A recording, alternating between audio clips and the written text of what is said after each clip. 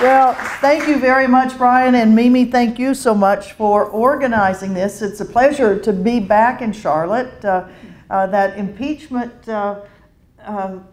great, wonderful day here in Charlotte where we were talking about impeachment, and we were so hopeful, you know, that we could get some accountability in our government. And we worked hard that fall and got a new Congress elected in the fall of 2006 that I certainly thought was supposed to help us end that war in Iraq.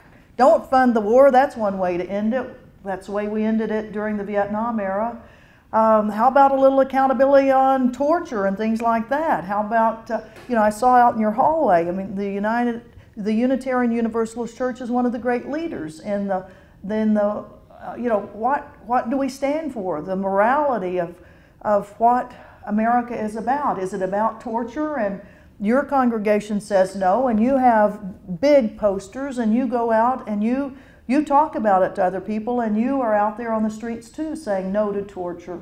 But that Congress that we thought was going to hold an administration accountable for an illegal war, the invasion and occupation of Iraq, over which I resigned, the issue of torture, the issue of kidnapping people and sending them to countries where they would be tortured, or torturing them ourselves in Iraq, in Afghanistan, in Guantanamo. Well, we thought 2006 impeachment, that's a good way to have a little accountability. And then the very first thing that happened in January of 2007, as the Congress was seated, we had the very first woman Speaker of the House, and what did she utter out of her mouth? Impeachment's off the table. Well, and I was very perturbed about that. In fact, one of the arrests that you didn't mention was, you got a whole raft of them. I'm very impressed, Brian. I'd forgotten some of those. One of them that he didn't mention was in the summer, last summer, in summer of 2007, when 400 of us went to Washington in the summertime to say to that Congress, we want accountability, and if accountability can be done through impeachment, get busy, guys. Let's at least have hearings on it. Let's just have all of that, those numbers, those indictments that, I mean, how many books have been written on this? I mean, it's not like we're searching for things, we're trying to dig up stuff, it's already there. So we went to the Congress to say, take this, and we went to John Conyers' office. I mean, he's the head of the House Judiciary Committee, and he's the one that his committee would start the hearings. And so we went to John Conyers, and we said, we want accountability. We want you to start the hearings on impeachment. And that's when, you know, 400 people in the hallways lining. I mean, they just stretched all the way around one floor of the Rayburn building. 3 people had the talk with John Conyers for an hour and a half. And finally, when they came out, they said, and they were crying, they were saying, John Conyers has said, winning the 2008 election is more important for the Democrats than ending the war in Iraq. And winning the 2008 election is more important than accountability, than impeachment. And he said, he didn't essentially say, he said flatly, we're going to win the 2008 election. And we don't care about ending that war. And we don't care about accountability. That's what he said. And that's why the 3 people that were coming out, Ray McGovern, a former CIA officer who writes prolifically now about the criminality of this administration, Cindy Sheehan, whose son, Casey, had been killed in 2004, and a very vocal Stop the War advocate, and Reverend Lennox Yearwood, an Air Force captain, a chaplain, a personal friend of John Conyers. Those 3 people went in and talked to him. And Conyers said, nope, we're not going to do that. We're not. So 47 of us crammed into the little office front room and said, just like we did in front of the White House, we're not leaving until we get impeachment on the table. Well, that lasted until 8 o'clock that night when the Capitol Police finally came into the room and said, well, the building's closed. Anybody that's left in here will be arrested. And we said, just start arresting because we're not moving. So the 47 of us were unceremoniously hauled out of there and arrested for, now let's see, what was that? Arrested for wanting our Constitution to be put back in place.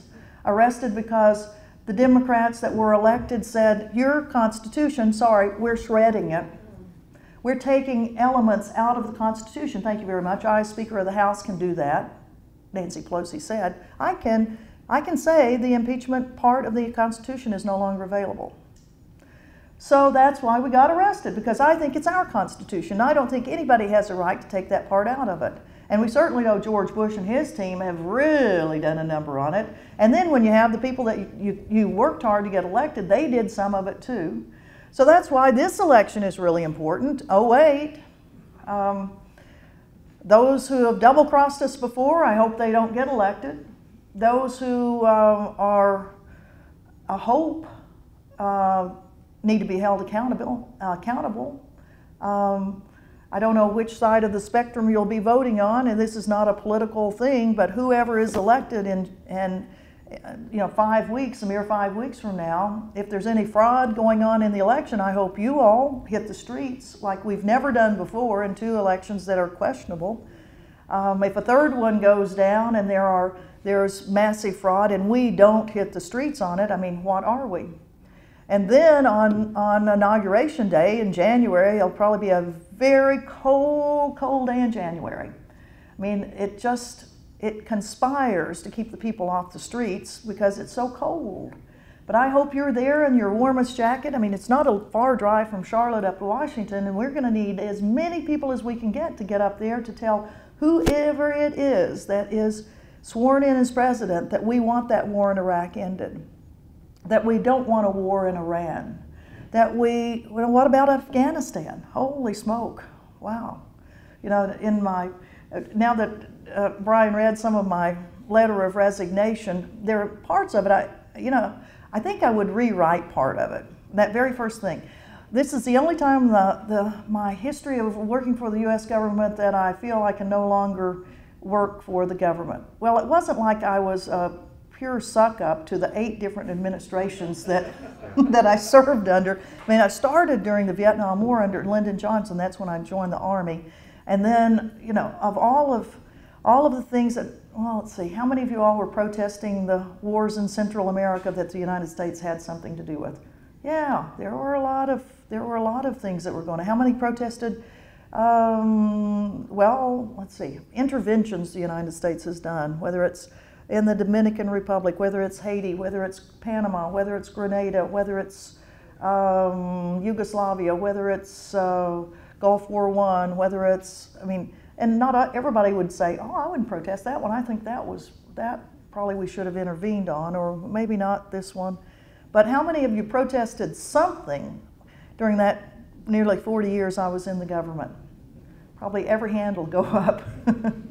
So it wasn't like I totally agreed with every single thing that all these administrations were doing, but I was able to, as most government employees are able to do. In fact, how many of you all have been a government employee? Either, how many former military, have been in the military?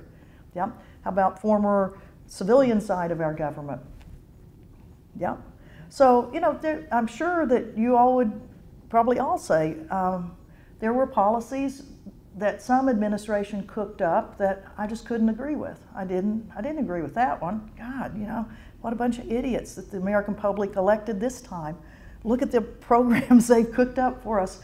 So you tried your best to get away from those and do something that you could feel proud of, that you knew that you were helping someone, that your conscience was clear, that you were doing the best you could, and you could be proud of staying in the government.